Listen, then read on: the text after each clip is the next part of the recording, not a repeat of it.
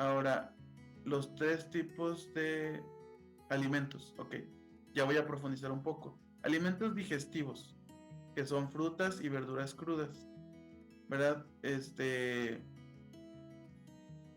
Estos lo que hacen es que preparan la digestión de los alimentos que vamos a comer después, de los alimentos cocidos. Por medio, pues generan fibra también. Alimentos glandulares, que decía que son las grasas buenas, como semillas, aguacate, aceite de oliva. Y estos, como les decía antes, bueno, esto ya no se los explico por qué son importantes los alimentos glandulares. La grasa buena sí la necesitamos, o sea, no es, fíjense, hay un error cuando dices, es que está grasoso, sí, si es aceite quemado, no lo coman, pero si es aceite de oliva crudo, si es aguacate, si es semillas crudas, eso tiene omegas y hace que la membrana de las células esté funcionando bien. En los nervios tiene, para la conducción nerviosa, hay una capita de grasa que se llama mielina, que la producen unas células que están en esta parte de alrededor de las conexiones de las neuronas, y estas generan una buena conducción nerviosa, que es como electricidad, de hecho, ¿no? Entonces, por eso necesitan las grasas buenas para que haya una buena conducción nerviosa. Y pues le decía, para la cubierta de la membrana de las células están llenas de lípidos. Entonces las grasas sí se ocupan, no podemos dejar de comer grasa, pero hay que comer la grasa buena y en la forma y orden correcto. Por eso en el orden correcto de la alimentación, primero comes la fruta y luego las semillas. O en la ensalada le pones aguacate o aceite de oliva. Y por último, el alimento estructural, que es todo lo que es cocido, la fuente de proteína, fuente de carbohidratos, la fibra, como pues aquí un salmón o pollo, el pescado, el trigo o los granos. Hay varios tipos de granos, como la quinoa, amaranto, etcétera. Y la avena también es otro grano. También aquí no lo puse, pero también las legumbres como las lentejas tienen proteínas, bastante proteína. Los germinados tienen bastante proteína. Eh, este, pues las berenjenas.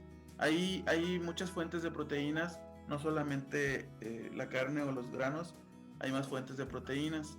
Y estos nutrientes se ocupan para la formación de nuevas células, para reparar los tejidos y para dar energía a nuestro cuerpo. Aquí podemos ver pues las proteínas, cómo forman los músculos, y también el alimento estructural da energía. Por ejemplo, cuando nos peleamos con los carbohidratos, porque pensamos que los carbohidratos nos hacen daño, los carbohidratos los necesitan las mitocondrias para poder producir energía. Entonces, las mitocondrias es un organelo dentro de la célula que produce energía. Entonces, sí necesitamos carbohidratos, sí necesitamos proteínas y sí necesitamos grasas buenas, etcétera, ¿no? Entonces, simplemente tenemos que escoger el alimento de su fuente correcta, ¿ok? Entonces, esto hace que la célula funcione adecuadamente. Muy bien. Les voy a explicar dentro de los granos el trigo, porque yo lo recomiendo mucho. El trigo tiene tres partes: la cubierta, que es salvado, es fibra; el interior, que entre otras cosas es almidón, que ahí son carbohidratos; y el germen, que es donde se va a producir la nueva planta.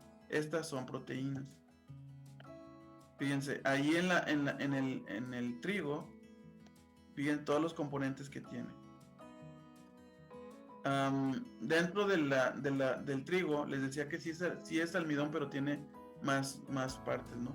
Se engloban como en células, por eso se llama pared celulosa, y adentro tienen lo que es el almidón, dentro de estas células. Luego, el gluten es el que está también entre el almidón, está el gluten también. Son otras proteínas y carbohidratos, son estructuras, ¿no?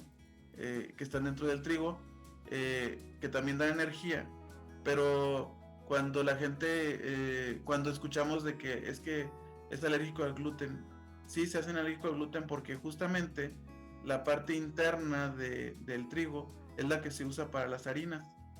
Y la industria lo hace porque le conviene producir harina refinada, porque la fibra el exterior, la cáscara del trigo, lo usan para otras cosas como las pinturas y los venden muy caros. Entonces no les conviene darnos de comer el trigo entero porque ocupan la parte exterior para la industria de la pintura y otras industrias. Luego, en la parte exterior, que es la parte que les digo que le quitan al trigo en la harina refinada, tiene la aleurona, que es un tipo de proteína, la hialina, que es otro tipo de proteína, y bueno, y la capa externa que tiene salvado. Entonces, y en el germen también tiene proteína. Entonces, si esto lo comemos en combinación todo junto, o sea, el trigo entero, no me va a hacer daño. Claro, si una persona ya tiene una alergia fuerte al gluten, conviene dejar descansar el cuerpo un tiempo sin trigo y empezar a comerlo entero poco a poco después de un tiempo, porque tiene una fuente de nutrientes muy grande el trigo. El problema es cuando ya comimos demasiada harina o harina refinada, ya tenemos alergia, pues tenemos que pasar por un proceso de desintoxicación. El alimento digestivo, las frutas se dividen en frutas dulces, frutas semiácidas y frutas ácidas. Miren, dulces, por ejemplo, el plátano, pues ustedes se dan cuenta que es dulce. Los dátiles, pues son dulces, la papaya es dulce, el melón, ¿no? La sandía, entonces son este tipo de frutas. Aquí yo les quiero recomendar en la cuestión de la sandía que no lo coman como alimento digestivo, por lo menos, pues no lo coman como alimento digestivo. Yo les recomiendo que sí pueden comer sandía, pero comanla entre comidas. Ahora, las frutas se les ha crucificado mucho porque dicen que las frutas es azúcar y no. Las frutas es un tipo de azúcar, sí, pero no es la azúcar mala, ¿no? El problema es que estamos en un estado de intoxicación y por eso nos hace daño. Pero entren en el estado de desintoxicación y se dan cuenta, si se miden la glucosa, que la fruta no eleva la glucosa, al menos no cuando ya está en estado de desintoxicación.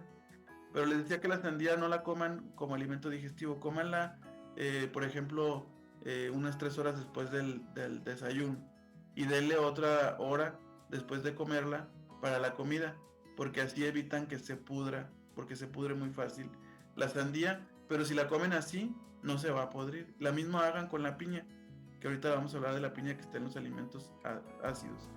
Las frutas semiácidas son aquellas que no están ni tan dulces ni tan ácidas y combinan bien las semiácidas tanto con las frutas dulces como con las frutas ácidas, pero las que nunca combinan son las dulces con ácido. Entonces, si yo como plátano y como, por ejemplo, piña juntos, voy a generar un choque de sustancias y eso se me va a podrir dentro del intestino.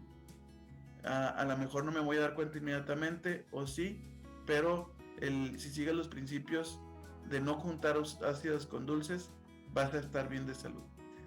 Otras ácidas son, por ejemplo, los arándanos, cuando los comemos crudos. Cuando los comemos ya secos, pasan a fruta dulce. Pero cuando los comemos frescos, son ácidos. La frambuesa es ácida, la fresa es ácida, el kiwi, la guayaba.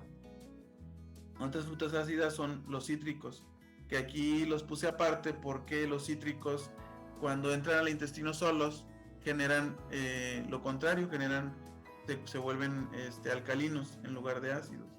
Por eso cuando el tratamiento de jugo de limón en las mañanas te ayuda a que el intestino esté en un estado de pues de bienestar, ¿no? No el intestino, perdón, el cuerpo, porque se convierte en alcalino y hace que el cuerpo esté alcalino. Por eso este tratamiento del jugo de limón en la mañana es muy bueno. Al principio sí te va a generar cierto grado de acidez en el estómago, pero tarde o temprano va a generar lo contrario.